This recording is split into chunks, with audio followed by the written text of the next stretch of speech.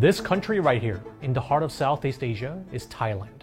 It's smaller than the state of Texas, but somehow it's one of the most visited countries on earth. In 2024 alone, more than 35 million tourists visited the kingdom, which is Thailand's official title since it's one of the few remaining constitutional monarchies in Asia.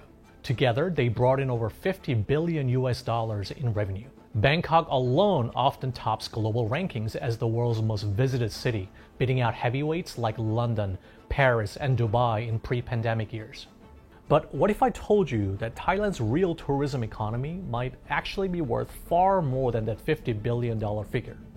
Our research suggests that there are massive money flows that never show up in official statistics, and together, they could easily double that number. And yeah, I know what you might be thinking right now, but this isn't just about sex tourism, even though that's definitely part of the story we'll explore later.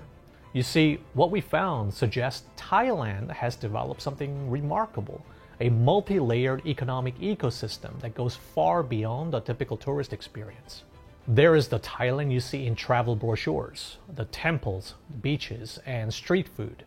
But there are also the Thailand that operates in economic gray zones, generating substantial wealth through activities that exist alongside and sometimes intertwined with the official tourism industry. But before we dive into these parallel economies, we need to understand how Thailand became the world's tourism powerhouse in the first place, because the story of Thailand's rise from 80,000 visitors in 1960 to 35 million today involves Cold War politics, brilliant marketing strategies, and some unexpected historical events that created the foundation for everything that followed. So how did Thailand systematically engineer its transformation from a relatively unknown Southeast Asian country into one of the world's most visited destinations? And how did that success create the conditions for the complex economic ecosystem we see today?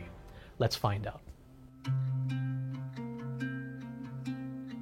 What if Thailand's transformation into the world's tourism powerhouse didn't happen by accident? The truth is, it's the result of a mix of historical luck, strategic thinking, and some of the boldest rebranding campaigns ever attempted. And oddly enough, the story begins with a Thai general under medical observation in a Washington, D.C. hospital. In 1958, Sari Thanarad, a military ruler who had just led a coup in Thailand, was sent to Walter Reed Hospital, reportedly for exhaustion and health issues. While most in his position would focus on recovery, Sarid spent his time absorbing America's bold approach to tourism and economic development. Historians note that his exposure to U.S. tourism promotion and modernization strategies left a strong impression. When he returned to Thailand and formally took office as Prime Minister, Sarid set out to make tourism a pillar of Thailand's new development vision. In 1960, Sari Thanarad established the Tourism Organization of Thailand, the country's first agency dedicated to tourism promotion, which eventually became the Tourism Authority of Thailand, or TAT. Just as Sarid was laying the foundation for Thailand's tourism industry, history handed him an unexpected gift: the Vietnam War. What most people don't realize is that Thailand's modern tourism infrastructure was built on American military spending. Between 1962 and 1976, 50,000 American troops were stationed in Thailand fighting the Vietnam War. But crucially, 700,000 additional servicemen visited Thailand on official R&R, or rest and recuperation leave, basically taking a break from combat in Vietnam. Soldiers could pick destinations like Hawaii, Australia, Japan, Hong Kong, or Singapore. And most chose Bangkok. Why? Well, it was close to Vietnam, affordable, and it offered exactly what exhausted soldiers wanted: good food, comfortable hotels, and plenty of entertainment. These weren't ordinary tourists. They were young men spending their combat pay on 1 week of freedom, and the economic impact was enormous. R&R military personnel spent double what regular visitors did, accounting for 11 to 16% of all visitors during 1966 to 1967. In 1960, Thailand had only around 80,000 foreign visitors. By 1969, that number had jumped nearly tenfold and tourism revenue grew more than 650% in less than a decade. But here's the genius part. While other countries saw American military bases as temporary wartime necessities, Thailand saw permanent economic opportunity. 7 major air bases were constructed, creating infrastructure that would later become civilian airports. Bangkok's American Strip on Phetchaburi Road grew out of swamp rice fields and fruit orchards specifically to serve American servicemen. When the Americans left, this infrastructure didn't disappear, it transformed. Districts near former US bases currently have 5 times more commercial establishments than areas near unused Thai military bases, showing how systematically Thailand converted military tourism into civilian tourism. Basically, Thailand used the war to build a tourism machine that would outlast the war itself, and this became a pattern. Every crisis turned into an opportunity. Take the 1997 Asian financial crisis. Thailand's economy collapsed, and facing economic devastation, Thailand launched the Amazing Thailand campaign, originally planned as a 2-year crisis response, but so successful that it became permanent. The devalued Thai currency baht made Thailand incredibly affordable for foreign visitors. Suddenly, Thailand wasn't just cheap, it was amazing value at a time when travelers were budget conscious. The results were immediate. American Express and Visa both reported surges in spending by card members visiting Thailand during the first 3 months of 1998. By working directly with credit card companies, Thailand tapped into mailing lists of frequent travelers and reached millions of potential visitors directly, which is a level of marketing sophistication few developing nations could dream of at the time. But Amazing Thailand wasn't just about price. It deliberately repositioned the country from a mass market destination to a diverse premium experience, promoting 9 key themes: shopping, food, culture, ecotourism, adventure travel, health, arts and crafts, historical sites, and natural wonders. While the Thai government was building infrastructure and marketing campaigns, private entrepreneurs were creating cultural ambassadors. The most successful was an American named Jim Thompson, who single-handedly transformed Thai silk from a dying cottage industry into a global luxury brand. After World War II, Jim Thompson, a former American intelligence officer, arrived in Thailand in 1948 and became fascinated by the country's traditional silk craft. While exploring rural communities, he discovered that families, many from the ethnic Cham Muslim minority, were preserving age-old silk weaving technologies at home. Instead of moving production to a centralized factory, Thompson encouraged his women to continue weaving at home, guaranteeing them steady income and helping preserve their traditional way of life.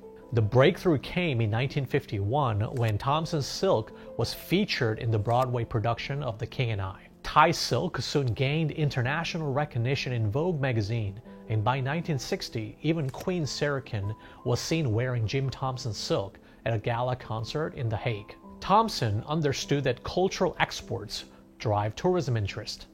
Every piece of Thai silk sold internationally created curiosity about its origins. Every magazine feature created potential visitors. Thompson's house in Bangkok became a tourist attraction itself, showcasing how traditional Thai architecture could appeal to Western aesthetics. Then came the mystery that made him a legend.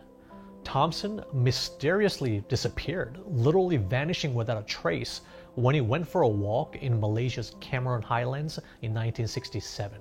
He was never seen again. The search was massive.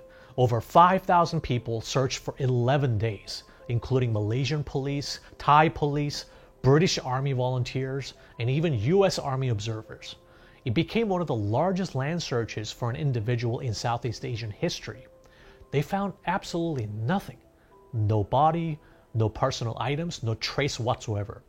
According to experts, the most probable theory is that he got lost and died in the jungle, but nobody knows for sure. Anyway, the company survived his disappearance and under new management grew to 36 retail outlets in Thailand and operations in over 40 countries globally, generating over $90 million in sales. More importantly, Thompson's original vision established the template for Thailand's soft power strategy. From Sari's hospital epiphany, to the Vietnam War boom, to the amazing Thailand rebrand, and even cultural ambassadors like Jim Thompson, one thing is clear: Thailand never left its future to chance. It systematically turned accidents into strategy and crises into opportunity.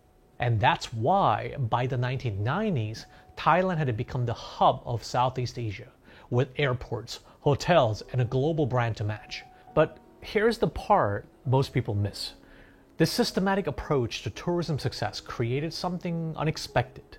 Because once you build an economic machine this sophisticated, it doesn't just serve the customers you originally intended. The infrastructure, networks, and relationships built for legitimate tourism also became the foundation for parallel economic activities. Let's take a closer look at what those parallel activities are. One parallel economic activity that doesn't show up in official tourism stats involves tourists who don't visit temples or beaches at all.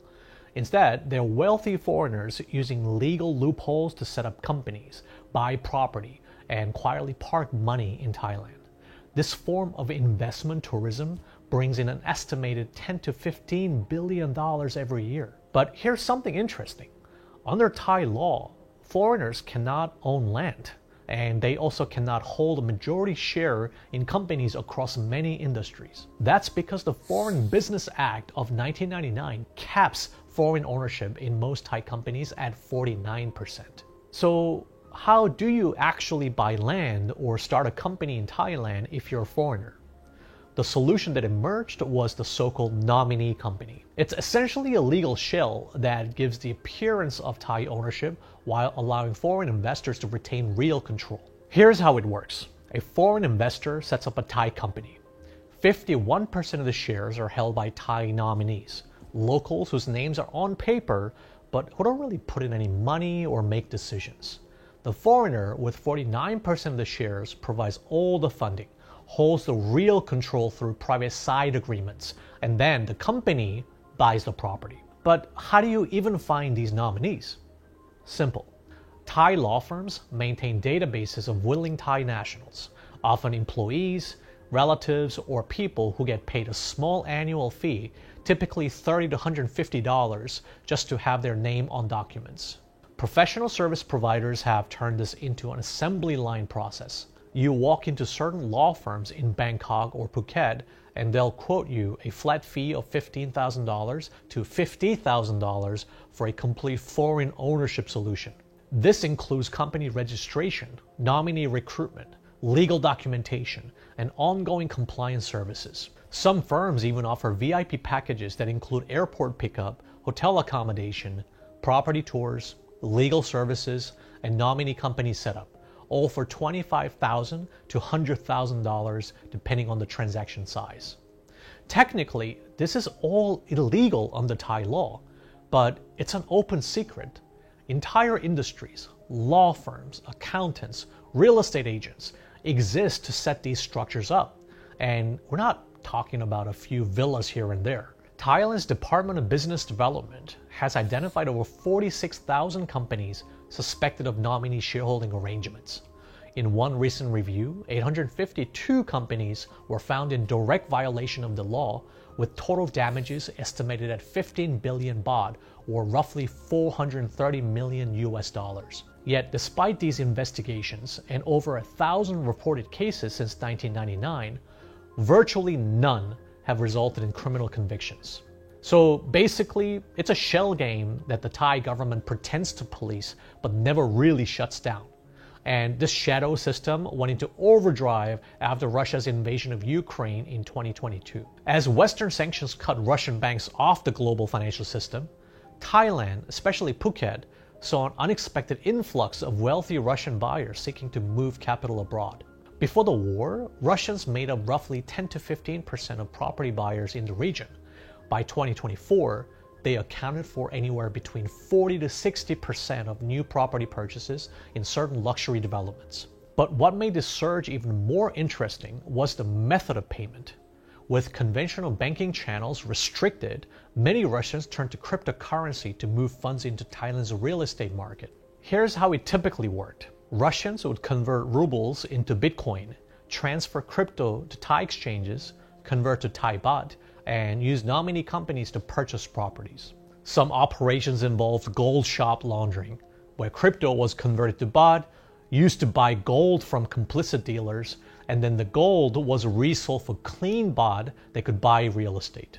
Even Thai Deputy Prime Minister openly acknowledged the system, stating that Russians fleeing the war could use Bitcoin to buy houses in Phuket because traditional banking had become impossible. The scale became so large that it affected Thailand's currency markets. Officials estimate 500 billion baht, or over 14 billion US dollars, was laundered through crypto to baht channels in 2025 alone, with much of it flowing into real estate purchases through nominee structures. In 2025, Thailand even introduced a 5-year exemption on capital gains taxes for crypto investors to stimulate digital asset adoption, signaling that instead of fighting this trend, it was leaning into it. Real estate developers have also gotten into the act. Some luxury developments are designed specifically for foreign ownership, with units structured as company assets rather than individual properties to facilitate nominee arrangements. So why doesn't Thailand crack down on this? Simple, it's too profitable.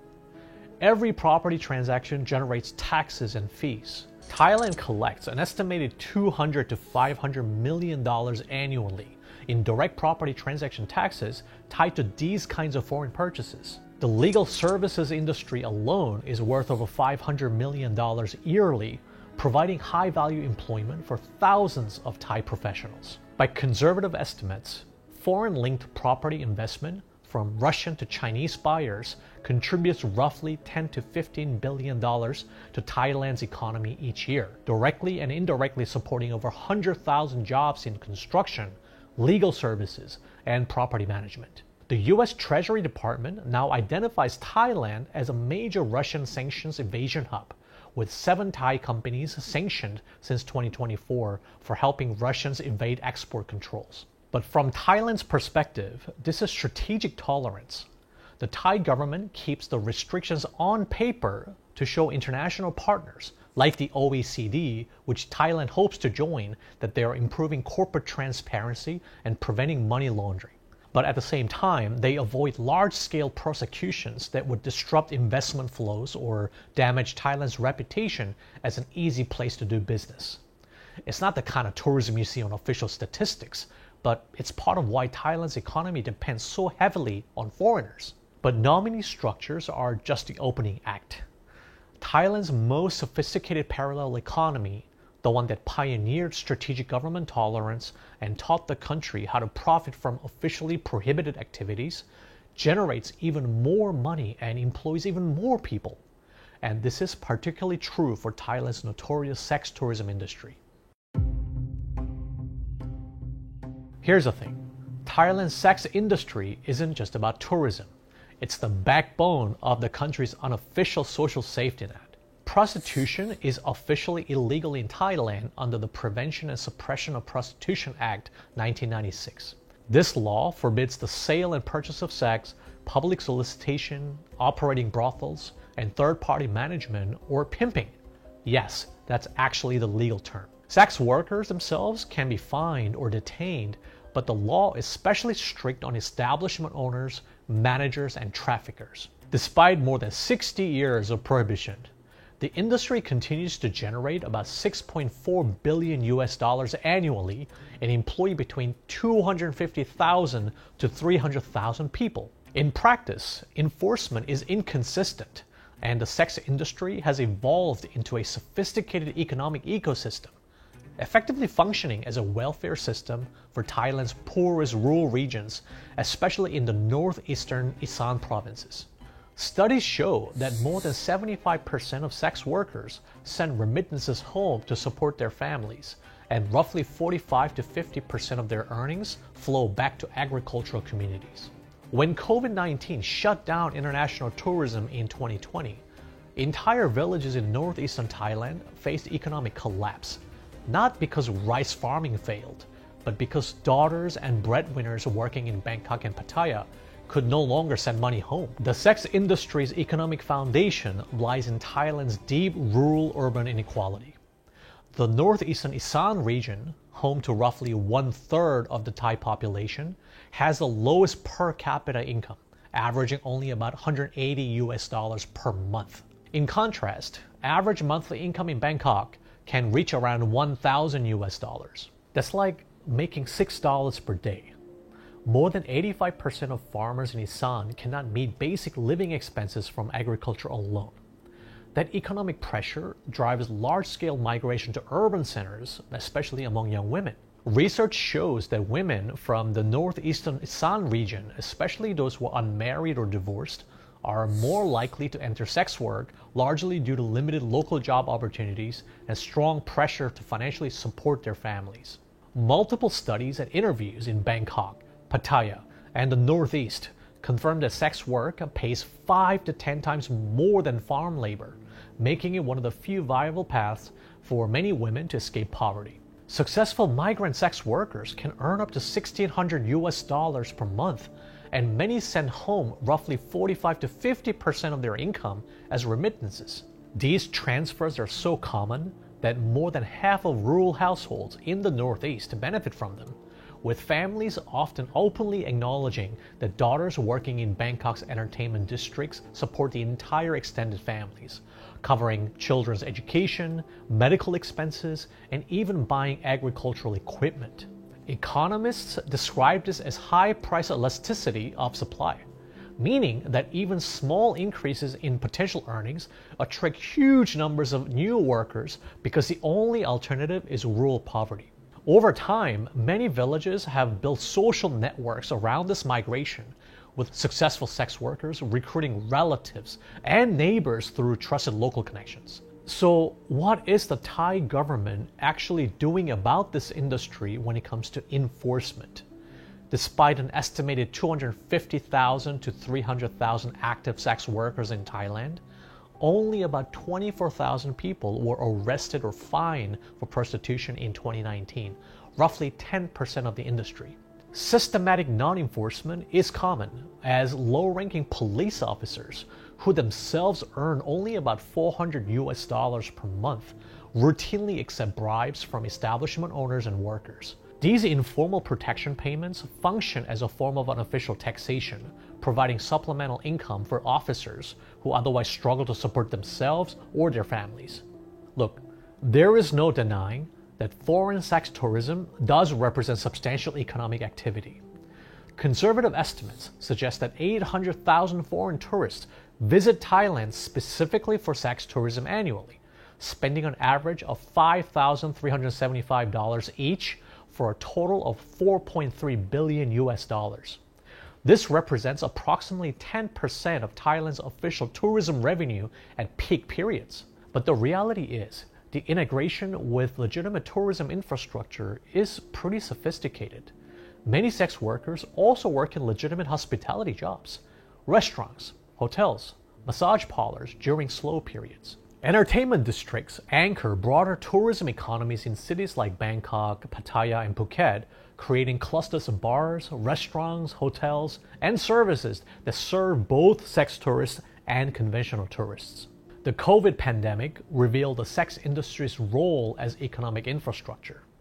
When Thailand closed its borders in March 2020, international tourism collapsed by over 80%. The accommodation and food services sector, employing 2.8 million people with 63% in informal work, faced massive unemployment. Sex workers faced particular devastation because they operated in the informal economy without unemployment benefits or social security. Research in Pattaya found that sex workers experienced complete loss of income, inability to pay rent, food insecurities, and forced return to rural families. Many had to sell possessions, borrow money at high interest rates, or depend entirely on remittances from family members. The rural impact was equally severe. Villages in northeastern Thailand that had become dependent on remittances from urban sex work faced economic crisis. Families could no longer afford children's education, medical expenses, or agricultural inputs. Some rural areas experienced reverse migration as unemployed daughters returned home, increasing pressure on already struggling agricultural communities. The government COVID relief programs largely excluded sex workers because their work is illegal. They couldn't access formal unemployment benefits, small business loans, or worker protection programs. This forced many to seek help from NGOs, religious organizations, or loan sharks, creating additional economic vulnerabilities. But once Thailand gradually reopened to tourists in 2021 and 2022, employment in entertainment districts recovered faster than many other sectors. Rural remittance flows resumed, village economies stabilized, and urban service sectors dependent on sex industry customers began recovering. Yet, in Thailand's poorest districts, poverty can become so desperate that a tragic undercurrent emerges. In provinces where average incomes barely cover subsistence, some families driven by starvation and lack of alternatives fall prey to traffickers who promise lump sum payments of 20,000 to 50,000 baht, which is only around 600 to 1,500 US dollars in exchange for child's placement in the city. These intermediaries present false opportunities, often as domestic helpers or students, but once in Bangkok or Pattaya, the children are coerced into commercial sexual exploitation under threat and isolation. Though these cases represent a small fraction of the overall industry, they expose how extreme economic distress can push families to make unthinkable choices, and how enforcement and prevention efforts remain grossly inadequate. Recent enforcement statistics illustrate this approach. Thai officials investigated sex trafficking cases involving hundreds of victims and millions in illegal profits, but prosecutions remain limited. This system pioneered the regulatory approach that Thailand now applies to other parallel economies, maintain restrictive laws for international legitimacy, demonstrate periodic enforcement for political theater, but preserve economic benefits through systematic non-enforcement. The result is an unofficial social safety net that supports millions of Thailand's poorest citizens while generating billions in economic activities, all through an industry that officially doesn't even exist, but practically functions as essential economic infrastructure. So for decades, Thailand's tourism industry looked unstoppable. Tens of millions of visitors every year, glowing media coverage, and a booming hospitality sector that became the envy of Asia. But here in 2025, the cracks are starting to show. Before COVID, Thailand welcomed around 40 million international visitors a year. Today, it's still down by about 13% from those pre-pandemic highs, while Vietnam and Malaysia are back to or even above 2019 levels. The Chinese market, once Thailand's single biggest source of visitors, still hasn't fully recovered. Arrivals remain roughly 25% below pre-COVID levels, and it's no longer about border controls. It's about how Chinese tourists now perceive Thailand as less safe, more expensive, and less appealing than before. That shift in perception didn't happen overnight. In recent years, stories of Chinese citizens being lured to Southeast Asia with fake job offers and trafficked into scam compounds in Cambodia, Laos, or Myanmar have spread widely online. Even though most of these victims were job seekers, not tourists, many of the scams were portrayed as happening through Thailand, which blurred the lines in public perception. Then came the 2023 Chinese blockbuster No More Bets, a film dramatizing these trafficking scams and showing Chinese victims being kidnapped in Southeast Asia. It became one of China's highest grossing movies, and its intense, realistic portrayal left a deep mark on public sentiment. So while the average Chinese tourist isn't actually in danger of being trafficked or kidnapped, the emotional narrative of Thailand as unsafe has stuck. But putting Chinese tourists aside, there's a common theme among global travelers. Thailand doesn't feel like a bargain anymore. Taxi overcharging and creative airport tolls are everywhere, and restaurant prices have shot up. Then there's the tourist SIM card issue.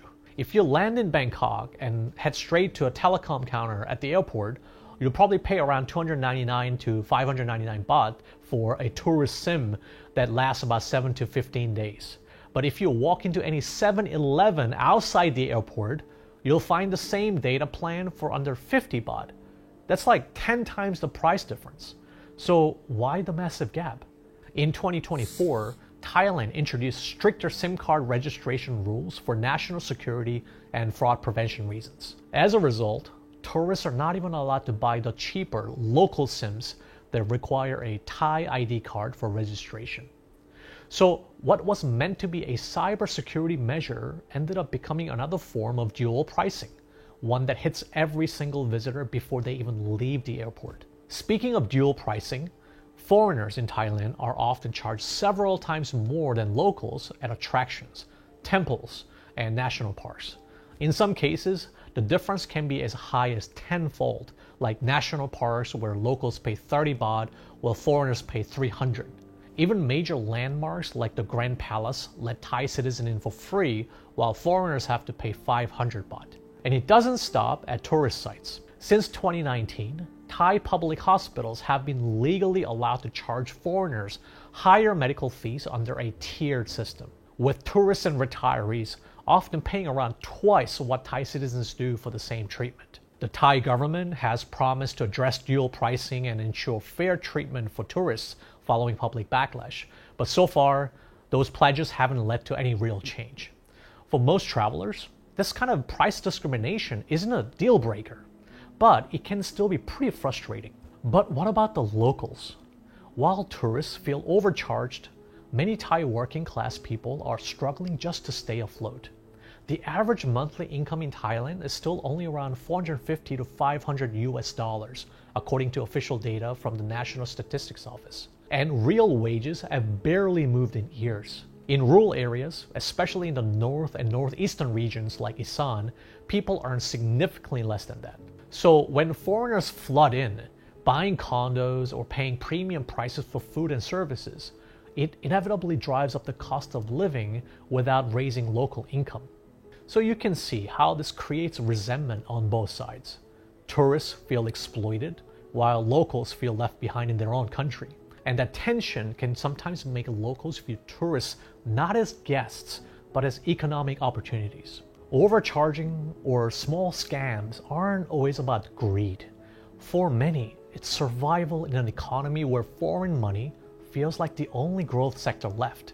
To be fair, one thing almost every visitor and expat will tell you is how incredibly friendly and respectful Thai people are towards foreigners. For the most part, they genuinely see visitors as guests and would never intentionally scam or mistreat them. We even spoke with several expats and long-term travelers, and unlike what you might have seen in that recent BBC documentary, The Dark Side of Thailand, every single one of them said that they feel safer walking around at night in Bangkok than in most Western cities, especially the UK. So despite these little frustrations, there's no denying that Thailand remains one of the world's most welcoming and enjoyable travel destinations.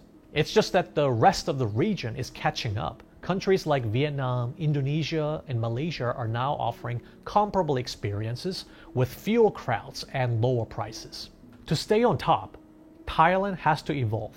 The real question is, can Thailand reinvent its tourism model and its national image with the same methodical drive and vision that once made it so successful? The focus for Thailand now is on attracting a different kind of visitor.